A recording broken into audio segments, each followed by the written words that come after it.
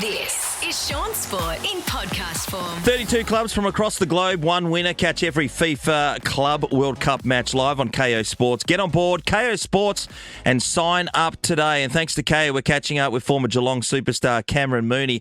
Hey, Cam, have you checked out any of this FIFA Club World Cup challenge? Yeah, good morning over there. Yeah, I have. I actually got up and watched the Bayern Munich and the Auckland game. We love that story. It didn't end right, though. Well, unfortunately, what we're seeing is this great competition, but we're seeing, I guess, the gap between the very great clubs in the world and, unfortunately, the A-League clubs. And a 10-0 drumming, and I think they only had half their side playing Bayerns as well. Yeah. So, Look, it was a great concept, though, guys. They're an amateur team, Auckland City, who got the opportunity to go over there. By the way, $5.4 million for playing in that competition. Yeah. And the football body over in New Zealand, I'm not sure if you're aware of this, Cam, said, oh, well, we'll take the money. And the club's gone, hang about. We're doing all the work. Yeah, these guys have got accountants and stuff. Yeah, they've got lots of money. Well, it's funny. I saw something this morning that the goalkeeper actually had to take time off work to get over there, and then he had 10 go past him. So he's had a horrible trip. He might have not been there.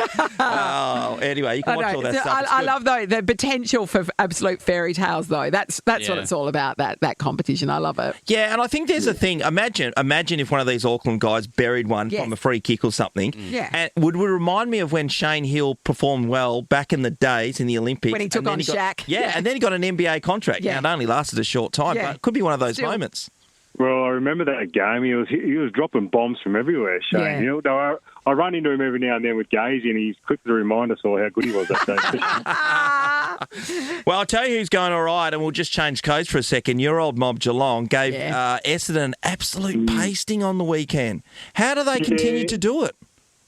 Well, look, they've been a great club for a long time, so let's be honest, and they just keep rolling out these players, and luckily enough, they bring in a Bailey Smith, and I don't think anyone thought we were going to get the season from Bailey that we've had so far.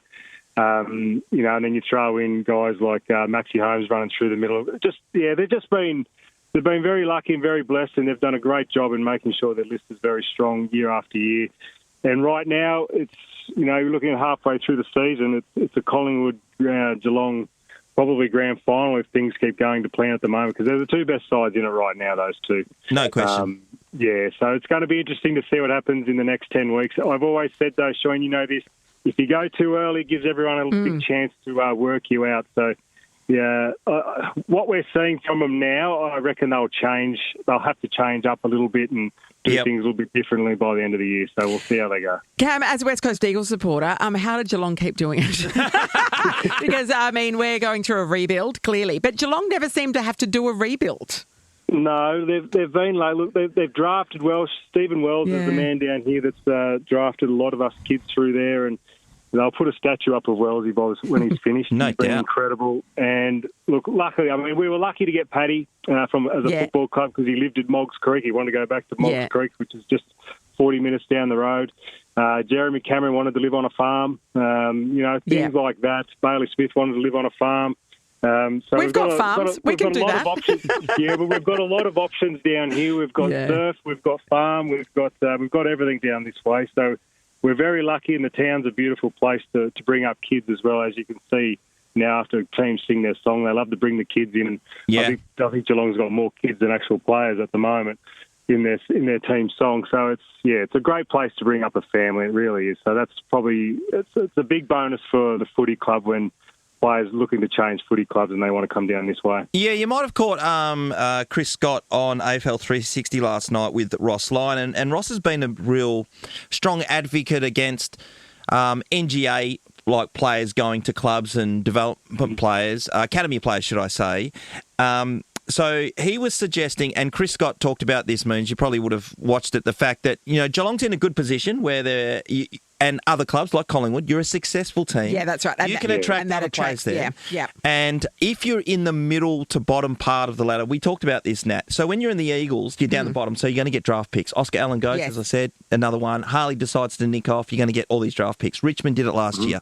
But if you're the teams like St Kilda, Carlton are probably in that mix, Melbourne in that kind of mix at the moment, you're stuck, Moons. You're really in a really bad position because you only get one shot. So you're not getting draft picks and you're not attracting players. Free agency is a tough one, isn't it? Yeah. If you are, as you said, if you're sitting 9 to 15th, yeah, you're right. I mean, unless you're going to pay a ruckman $1.7 million, Yeah, De Koning. who's going to go there? You're spot on. And if I was 25, 26, 27 years of age, coming to the end of the career and I want success, I'm not going to go to a team that's 15th and hopefully rebuild. You want to go to somewhere where they're successful, and that's what keeps the successful clubs up the top of the ladder because these great players want to keep coming there. So you're right, it is tough, but that's what happens when you do everything behind the closed doors well, which a lot of these great clubs do. People will want to go there, and that's I guess that's the key. Yeah, no doubt about it. Moons, where do you see the old Fremantle Dockers playing a part in this season? Well, look, Shawnee, I had them sitting top 4 this year, and I've got a game of golf in Noosa on this, so I need them to just fire up a little bit. I'm texting Joel Corey every second week. Yeah, I bet you are. Any danger? Come on, buddy, because it's an expensive round up in Noosa. Let me tell you. I had them top 4. I think their run home's a pretty good one. I think particularly the next 5 weeks. I think they've including last week. I think there's 4 at home over the next 5 weeks. So they've got a really nice run, and they need to take advantage of that, and they can push right up the ladder very, very quickly. So they've got the list, mate. They've got the list. Yeah, I just think I mentioned this before, but they've been running with the youngest team in the comp pretty much this entire first half of the year. It's very difficult to have the maturity in games when they're on the line, or maybe what we saw against St Kilda, they were terrible. And, that travel aspect, whether they were up for the fight that time. But I think going forward, with Nat Fyfe coming back, if Michael Walters can get over a few of his injuries, just to have those old heads around. And that's what you guys done at the Cattery very, very well. Yeah, well, you want to bring experience in because you're right. I mean, it's a tough year. It really is. And when you're young, you're going to fall in and out of games, fall in and out of weeks. You'll have a really good patch, and then you might have a couple of weeks where it's a bad patch. So you need those older guys around you. But the biggest probably concern right now is just making sure that Tracy and Amos just get back into a little bit of golf form. Yeah. We need those boys kicking goals because I'm the biggest Josh Tracy fan. I love Amos. I think these two, I said at the start of the year, I think they'll be the best 1-2 punch as far as Twin Towers go in the forward line at the end of the year. And they just started to falter a little bit. So hopefully they'll find some form back in the back half of the year and, get back to some big goal-kicking form. And I think if they do that, they're arguably the 2 most important players at that footy club because, as you know, Shawnee, if you've got someone to kick to, mate, it straightens you up very quickly and you're happy to go quick. If they're not marking the ball and not kicking goals, you can all of a sudden go sideways a little bit, and that's when you get yourself into trouble. That's right. Kicking goals is a good thing. Well, Cameron Mooney knows a lot about that. He does, knows what he's talking about. Just chucking him through the middle of the sticks. Too, let me tell you. Thanks, Cam. I really appreciate your time. KO Sports, everyone, check it out. And hopefully we catch up with you throughout the year, Moons. All right, guys. Have a great morning. See you, buddy. Sean Sport in podcast form. The Ampol State of Origin, Game 2 at Optus Stadium.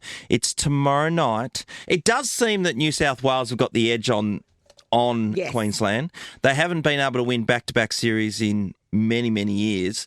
Billy Slater is the coach of the Queensland Maroons. We've been trying to get hold of Billy, but he's shut down for media requests. Playing hard to get. Yeah, he wasn't like this, but it's so important that they've shut everything down from his point of view. Some of the players are doing interviews, but he's gone to ground because this is a big, big time game. And Sean, even if you don't know much about rugby league, it's always intense, right? So you can watch it to see that intenseness of how hard they go and how much is on the line for them, right? Absolutely, other than the last week, 2 weeks ago when they played each other, because I just thought the intensity was off, and maybe that was a Queensland thing, and New South Wales were too good.